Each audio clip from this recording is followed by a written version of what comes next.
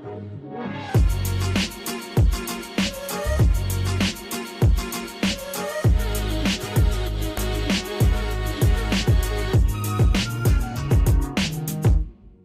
saudaraku yang kekasih di dalam Tuhan.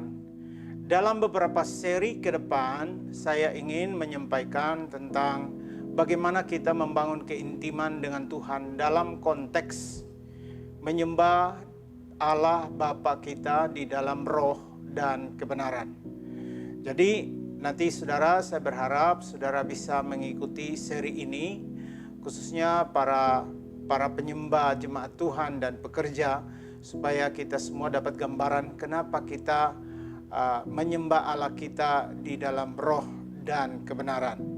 Yang mendasari kita di dalam pengajaran ini atau seri-seri yang berikut adalah dari Yohanes pasal 4, mulai ayat yang ke-20 sampai 24. Demikian firman Tuhan, "Nenek moyang kami menyembah di atas gunung ini, tetapi kamu katakan bahwa Yerusalem tempat orang menyembah." Kata Yesus kepadanya, "Percayalah kepadaku, hai perempuan, saatnya akan tiba bahwa kamu akan menyembah Bapa bukan di gunung ini dan bukan juga di Yerusalem. Kamu menyembah apa yang tidak kamu kenal, kami menyembah apa yang kami kenal, sebab keselamatan datang dari bangsa Yahudi. Tetapi saatnya akan datang dan sudah tiba sekarang bahwa penyembah-penyembah benar akan menyembah Bapa dalam roh dan kebenaran. Sebab Bapa menghendaki penyembah-penyembah demikian." Ayat 24, "Allah itu roh, dan barang siapa menyembah Dia harus menyembahnya dalam roh dan kebenaran." Nah, saudaraku yang kekasih, saya ingin fokus di ayat yang ke-20 dan ayat yang ke-21. Ketika Yesus bertemu dengan wanita Samaria di sumur Yakub. Nah, di sini terjadi dialog yang menarik karena Yesus meminta air kepada wanita ini, dan kalau saudara menyempatkan waktu untuk membaca sedikit tentang latar belakang orang Samaria dan orang Yahudi, mereka sesungguhnya bersaudara tapi bermusuhan. Pokoknya mereka saling bermusuhan gitu. Nah, karena itu orang Yahudi jarang berkomunikasi dengan orang Samaria. Itu pun sebaliknya demikian. Nah, ketika Yesus datang, dia sebagai orang Yahudi dan berkomunikasi kepada wanita ini yang adalah orang Samaria, saudara, ada beberapa poin penting di sana. Karena Yesus ingin mengembalikan keradikalan orang-orang Samaria ini, karena orang Samaria sangat yakin bahwa apa yang mereka lakukan itu benar. Buat mereka, kiblat penyembahan di atas gunung yang mereka percayai itu jauh lebih benar daripada orang-orang Yahudi yang menyembah dan berkiblat ke Yerusalem. Nah, ini menjadi menarik karena di Israel sebelum Yesus datang ada dua kiblat penyembahan. Pertama, orang Samaria menyembah ke arah kiblat gunung yang disebut Gunung Gerisim, itu di dalam Ulangan 11 ayat 29. Di sana dijelaskan bahwa orang Samaria menyembah dan berkiblat ke Gunung Gerisim. Gunung Gerisim dikenal juga sebagai Gunung Berkat. Jadi saudaraku, dengarkan baik-baik, dari zaman dahulu kala penyembahan itu selalu dikaitkan dengan berkat, dengan kesehatan, dengan kesembuhan, kemakmuran, dan seterusnya.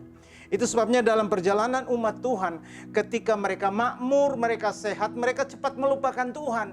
Karena dasar penyembahan mereka bukan Tuhan, tetapi berkat-berkatnya atau tangannya Tuhan, mujizatnya Tuhan. Nah, orang Samaria sangat radikal dalam hal ini, dan mereka menyembah dan berkiblat ke Gunung Gerisim.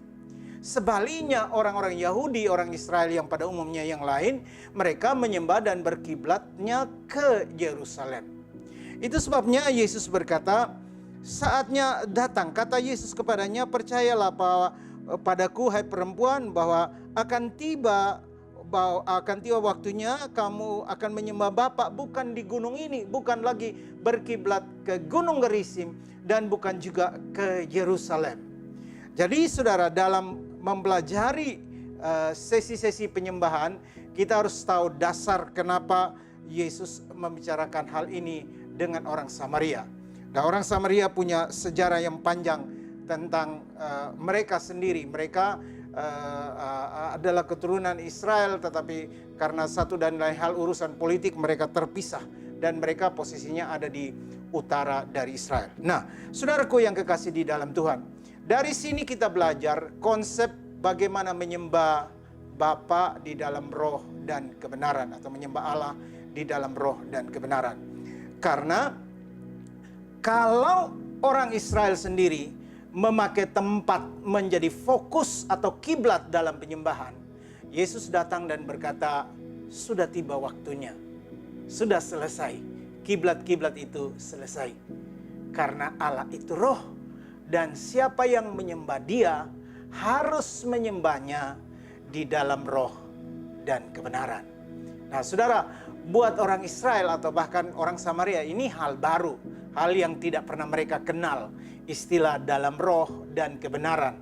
Mereka tahu Allah itu roh, tetapi jarang mereka diungkapkan dalam perjanjian lama tentang Allah itu roh dan harus disembah di dalam roh dan kebenaran.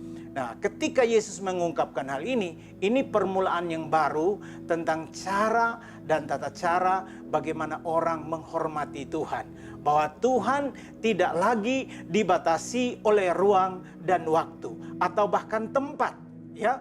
Tuhan tidak lagi dibatasi dengan semuanya itu. Karena Tuhan itu roh, artinya setiap kita yang manusia rohani yang ingin bertemu dengan Tuhan yang adalah roh, kita bisa langsung saja berjumpa dengan Tuhan. Yang penting hati kita terbuka, roh kita terbuka. Allah adalah Allah yang ada di mana-mana, ada di mana saja. Dia omnipresent, artinya Dia hadir di mana saja dan kita bisa menjumpai Dia. Dalam posisi seperti apapun, tidak perlu kiblat dan lain sebagainya. Karena seperti angin yang bertiup yang kita tidak tahu dari mana arahnya, demikianlah roh Allah itu bekerja. Sehingga dimanapun kita berada, saudara, kita tidak lagi berposisi, kita tidak lagi harus ke tempat tertentu, suasana tertentu baru bisa menyembah Tuhan. Tapi karena Allah itu roh, kita bisa langsung berjumpa dengan Dia dan menyembah Dia, entah di kamar kita, entah di mobil kita, entah waktu kita di motor, di ruang kerja kita, dimanapun ketika roh kita terbuka, Allah itu dapat kita jumpai dan kita dapat menyembah Dia di dalam roh dan kebenaran. Dalam sesi-sesi selanjutnya saya ingin akan menjelaskan lebih dalam tentang apa itu penyembahan di dalam roh dan kebenaran. Tuhan Yesus memberkati.